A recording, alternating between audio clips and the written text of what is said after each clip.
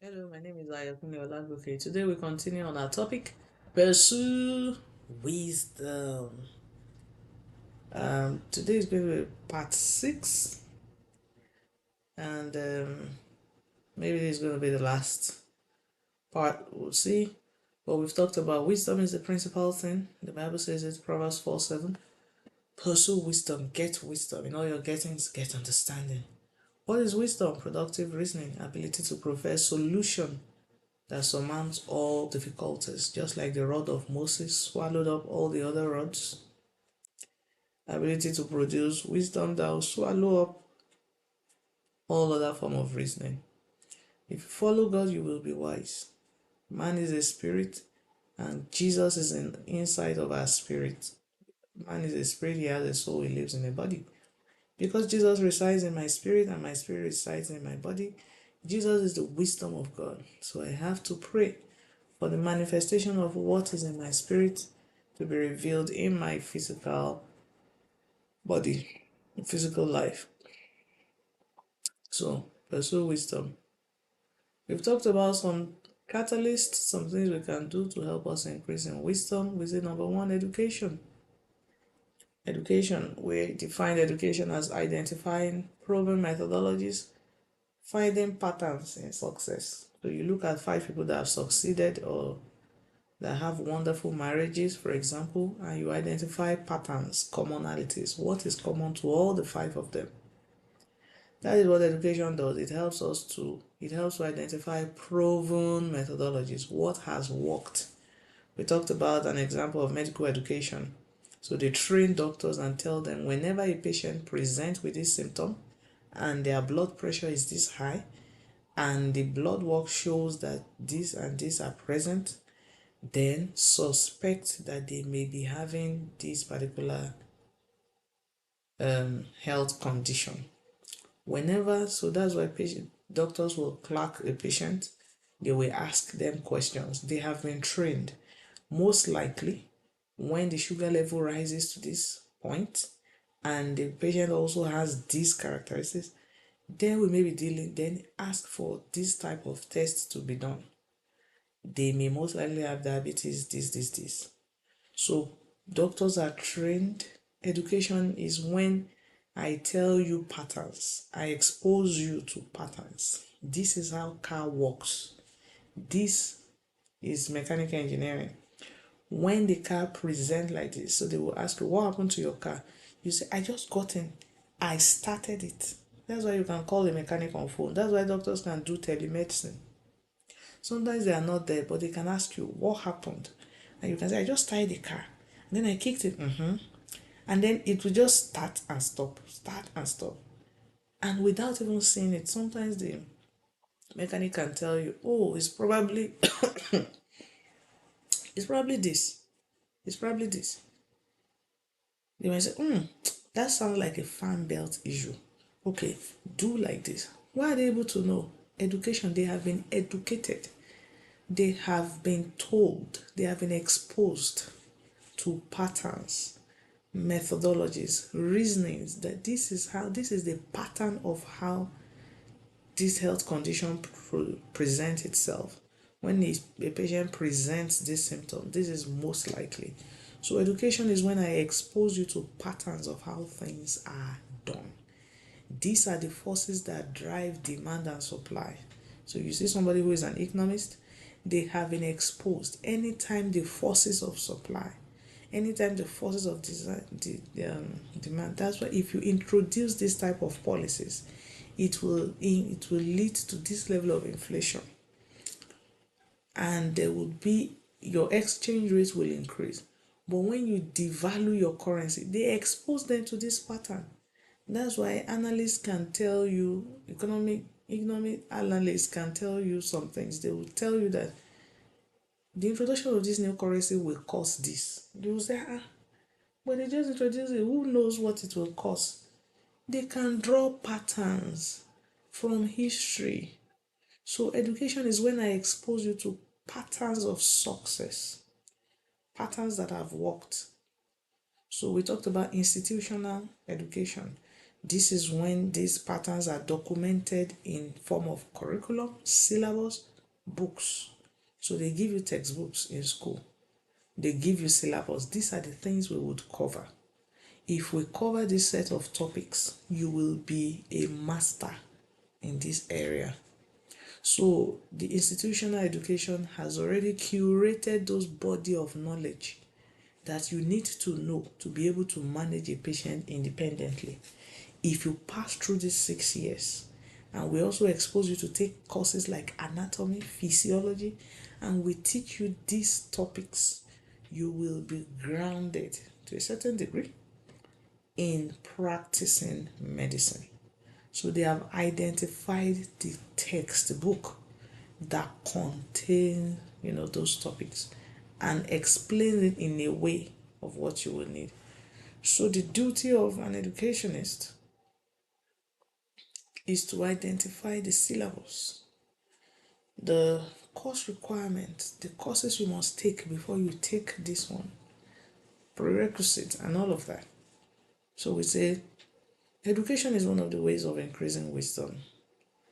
But we also talked about institutional education and self-education. I can educate myself. I myself, if I can identify the body of truth that I need to be exposed to and identify patterns in them and some other things, I can educate myself. So education helps to increase wisdom. Reading books. We talked about how to read books. Listen to that series if you haven't. That's part 3. Part 2, we talked about education. Part 3, reading books. Part 4, we say solving problems. Part 5, we say surrounding yourself with people that are wise. And then today, we'll be talking about another way of building wisdom. Remember, pursue wisdom. Pursuing wisdom is costly. It will cost you friends, cost you sleep, cost you money, cost you relationship. One of the prayers we should always pray, Father, give me the discipline to pursue wisdom. Yeah? Yeah. Cost you fun, denying yourself. So part 6. One of the ways we grow in wisdom is by having what I call unrestricted thinking. And this comes by asking questions, being inquisitive. Unrestricted thinking. Do not accept this is the way it is done. Question the status quo. I was saying one of the reasons I like listening to TD Jakes is that he questions status quo. Unrestricted thinking, one of the ways of liberating our mind. This is what I believe. When you are born to this world, we first of all embrace communal thinking before independent thinking. When you are young, you do things because your parents say you should do it. And your parents say you should do it because the community, the norm, the cultural norm, ask you to do it. So your parents just tell you. You wear some type of clothes as a child because your parents chose those clothes. Your parents chose those clothes because they believe this is how a girl should dress. This is how a decent girl should dress. What happened to teenagers is that is when that unrestricted thinking starts to come out. They start to question things. So your parents say, we'll go for vigil. You say, why do we have vigil once in a month? Why do we cover our head when we are praying? You say, because Bible says so, but the other time we're praying on the food, we didn't cover our hair. Why is kneeling down a symbol of let me not go to some areas. But you start to question things. You are liberated in your thinking. It's one of the ways of knowing someone that is mature. They don't do things because that's the way it's done. That's the way society said we should do it. Who is society? Why did society say we should do it that way? That's why sometimes I look at some things, even in America, I'm like, sometimes America will make you feel like you have rights. You have rights. You see some people brag like Yeah, I have rights. I mean, I got my freedom. I got liberty. I could choose what I want to choose. I got rights. But the thing is, you are only choosing from the options that they present before you. The true test of freedom is that you create your own options. So if I tell you that there are three options, and then I say, but you are free to choose any of these three options. The people that control the options have bigger power than the people that choose. You get what I'm saying? That's why Pastor Kunle Shimon used to say these things. He always say that Nigeria is still not free from military.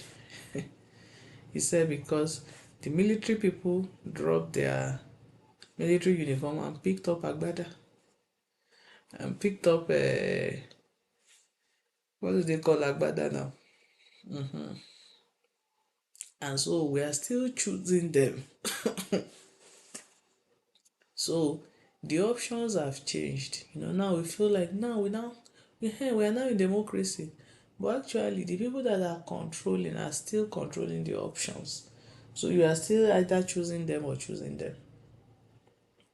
So unrestricted thinking comes when you even start to question the options that we have. Why do we just have gas and electric cars? Someone will start questioning. The person will say, why don't we have hybrid cars? While others are still saying, yes, I have my freedom. I can choose electric or I can choose gas. Someone is already questioning the options and say, why don't we even have hybrid? And this is what innovators, ideators, disruptive thinkers, this is how they think. Unrestricted thinking. They begin to question the options. So embrace unrestricted thinking. Shift from communal thinking. It always breaks my heart when I see an adult say, I do it because this is the way it is done. This is the way. Now that's why we have to do it. We are women. That's how women. I'm not women. I am a woman. Right? I have my own mind. So, unrestricted in your thinking. Contest things. Question things. Why should I pray in tongues? And don't ask these questions with the mindset of, I want to disprove. No. Is I want to know. You see, one of the things that always happen to people when they move to the abroad from Nigeria, especially Christians, one of the challenges we always face is that can I be very honest? I faced this and I faced this and God helped me to navigate it. But I've also spoken with many people who face it as well. Now, if you grow up in Nigeria, where you have been told that prayer is everything, oh, prayer is everything. Even sometimes when they take your light, you pray. And then they bring the light and you feel like, yes, you need prayer for light to come. You can even share testimony. I prayed and light came. I started praying that, I remember when I was in school then, I would start cooking in campus. I'll pray that light will come so that I'll finish my beans. And there was a day that they took light and then someone gave me gas cooker. This camp gas. I was just telling people like, God answers prayer. I prayed that I must finish cooking my food and they took it and gave me camp gas. So if you are from a society where you pray and then they pay your salary, where more than half of your prayer are things that a good, like Mrs. Jumoke, I don't know always say, the many of our prayer points in Africa are things that good governance can answer. Just good governance can answer it. By the time you want to travel and you pray, God, please, accident, don't let me have accident. Don't let my car, let it work. Let me see gas to buy today in the gas station. Let me see gas to buy in the gas station. Or petrol. So many of us that we grew up in Nigeria, by the time we now go to developed country, let me tell you one of the problems we always face that always shake our faith is that we now realize that in developed countries, we will now see people who don't pray and they are getting those things. Because you have been told that the relevance of God is that don't leave God. Oh. If you leave God, you will suffer because who will help you when they are not paying your salary? Who will help you to bring light? Who will help you? So we've been using God to give us all those things. You now get to develop country. You see people who don't pray, and there is light, there is gas, they pay their salary, systems. You will start questioning that. So why were we? So does it mean that we don't have to pray to get this thing? But something will still be fighting you. You still remember your mommy's voice. How she always tell you that pray, oh, pray about everything. Because if you don't pray, there's no guarantee that that thing will happen. You say, yeah, but these people don't pray. And there's guarantee that there will be electricity. There is guarantee that their salary will be paid. But they've told us that if we don't pray, there's no guarantee for anything. That thing used to confuse us at first when we first come to develop. It will mess up your theology. You see people who don't pray, you see people who don't pay tithe, and they go to business school. They will tell you they're atheists, they don't even believe in God, and their wealth is increasing. You say, but they told us that we need God. So you now start questioning, why do I still need God? Ah, this thing happened to me. You even stop reading Bible for a while. It will now help you to understand if you navigate it properly. I've seen people who don't navigate it properly. We have friends who come here, bro, in Nigeria. By the time they come here, this thing attack them. And the guy now takes alcohol. Takes alcohol. Because it's the norm here. Even pastors take alcohol. So the guy takes alcohol, the guy uses some languages that are so if you don't navigate it properly, you will just say, whoa, I don't need God. That's just the long and short. All those things they were telling me. You start questioning it.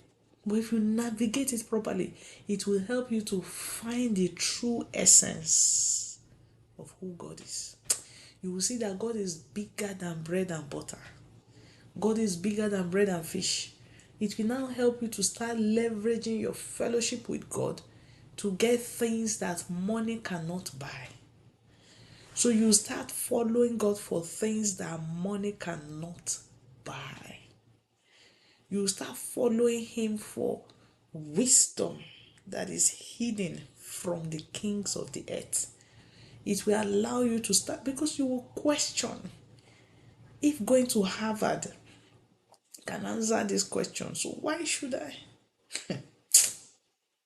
Ah, do you know there are some situations that money can answer it? The other day we were discussing, I say, may we never spend time praying and praying for things that money can answer. There are some things that money can actually answer it. You know, should I share this? Should I share this? Recently, our car was stolen. Car was stolen. Thank God we have comprehensive insurance on it. Now, because we have comprehensive insurance on that car, insurance company said they will investigate, they will wait for 2 weeks. If the police doesn't find it, they will give us a check to go and buy another car. So, we would have been saying, God, let that, this our, imagine we're in Nigeria, we don't have insurance on any car, they steal your car. You pray. In fact, we were praying that they should not find the car because we've been wanting to change that car. In fact, we saw that stealing of the cars maybe it's an answer to prayer because we've been thinking of selling that car.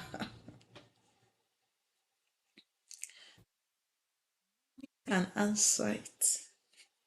We don't even feel like we lost a car. In fact, about 2 days after the car got missing, while they're still doing their police report or whatever, we went to get another car. Far better than that. And the car we got, we didn't even pay for everything. You do down payment, you spread it out over a long period, and you're just paying little money for some time. But we know that when the insurance company, if they don't find our car and they give us the money, we can use it to pay off this one. If they find the car and they repair it, we'll sell it and use the money to pay off this one. So there is system in place to get a new car. The point I'm trying to raise is that when you move to another level of, you will start questioning things. Unrestricted thinking. Ask questions. When you ask questions, it helps you to know. Someone was saying that, have you noticed that God is always asking us questions that He has answers to? Abraham, what do you see? Can you count the stars? He will tell the prophet, what do you see? Adam, where are you? Why? When you question things, it helps you to reflect.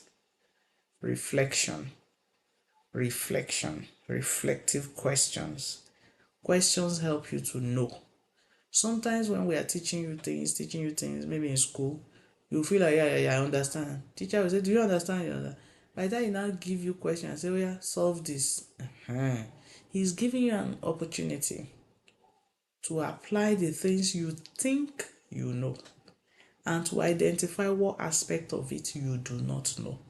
So when we question things, it helps to strengthen our thinking. So question things. Unrestricted thinking. Don't be limited by your weaknesses. Acknowledge your weaknesses and make sure it does not define your identity. I was listening to one woman. They call her, I think she does a show, Judge something.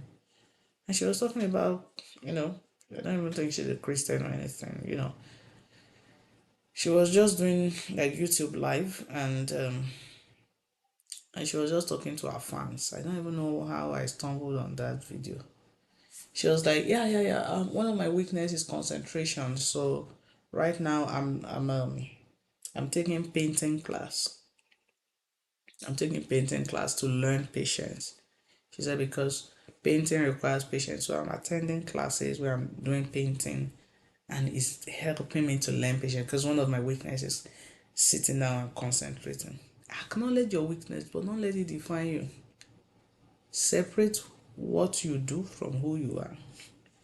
The fact that I don't, in that situation now, I don't sit still does not mean I am a so-so person.